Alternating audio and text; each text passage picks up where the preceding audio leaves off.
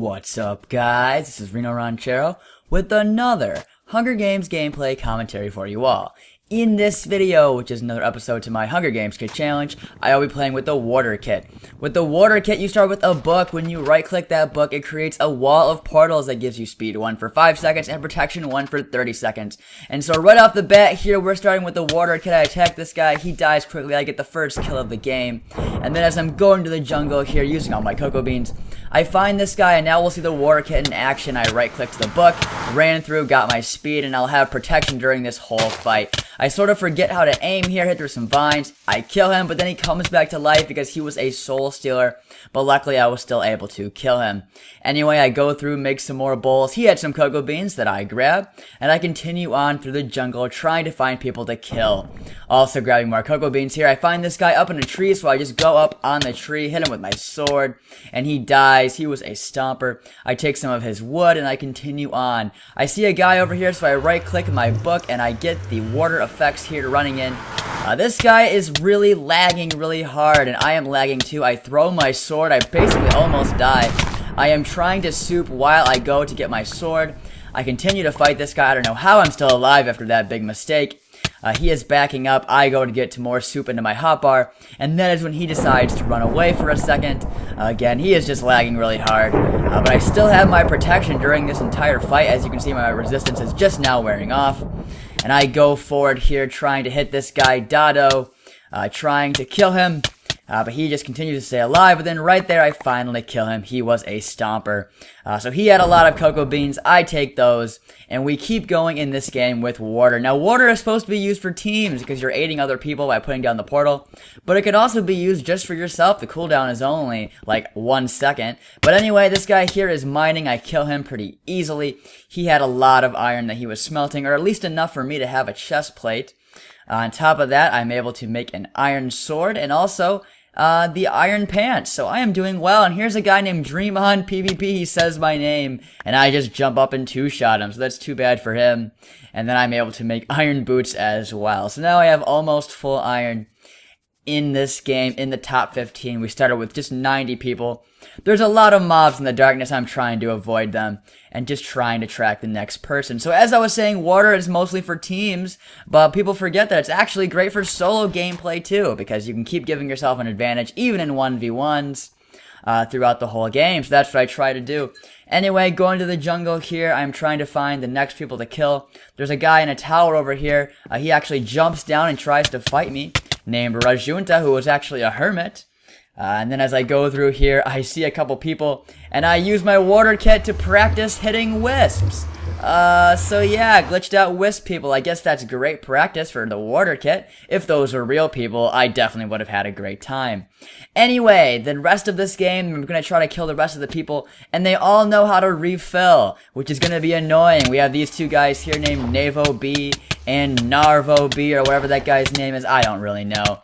They're both hitting me. The first guy dies pretty quickly, but then this guy, Naur B, he just continues to hit me, but not really. As you can see, he really just focuses on refilling and not really attacking me. You'll see that I'm barely losing any hearts here. I am affected by the cannibal that his teammate gave me, and we basically just continue to fight. Now I am focusing mostly on my hotbar here. That's what you have to do in these refilling situations. Focus on your health more than anything. But as you can see, he's really only hitting me with bowls during all this, which is pretty crazy. But then I finally kill him. He was a surprise chameleon. Anyway, now I have 47 cocoa beans, so I'm going to be prepared for a lot of refill fights, which we will see here. Now, I do have some raw meat I decided to cook, because saturation is just great. I can't tell you guys enough just how great it is to have saturation. So anyway, I have 4 steak.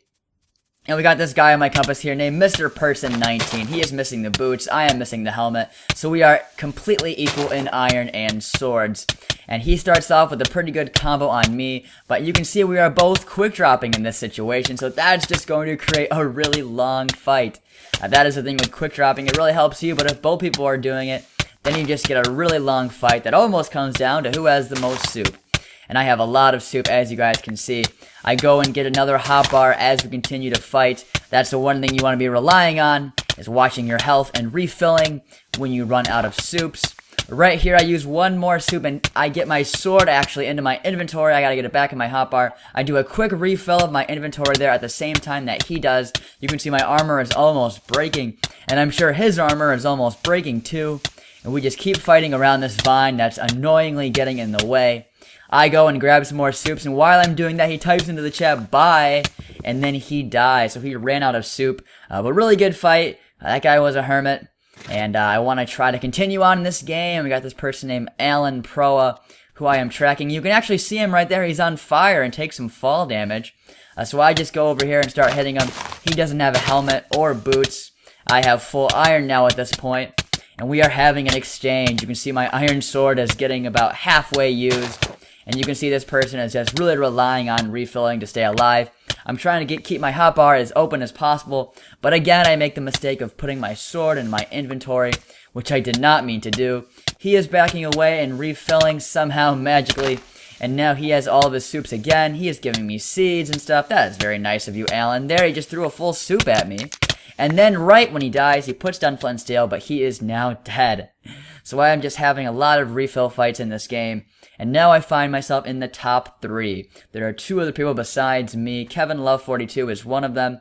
And they are really close to me. There is no valid compass targets. I have to go away for a second. The other guy is Sop Lion. And then I see their name tags. They're actually not very low underground at all. So I try to mine through the dirt here. I have them on my compass. And then I find them. They both have no armor, and they were just holding shift underground, which is kind of scary. I'm just blockheading in the small area. I kill Sop Lion. I kill Kevin Love 42, who was a turtle. And I win the game with Warder. Warder is a pretty good kit. It was free for a while, so a lot of people got a chance to try it. And it's actually quite underrated, and I would recommend it for offensive play.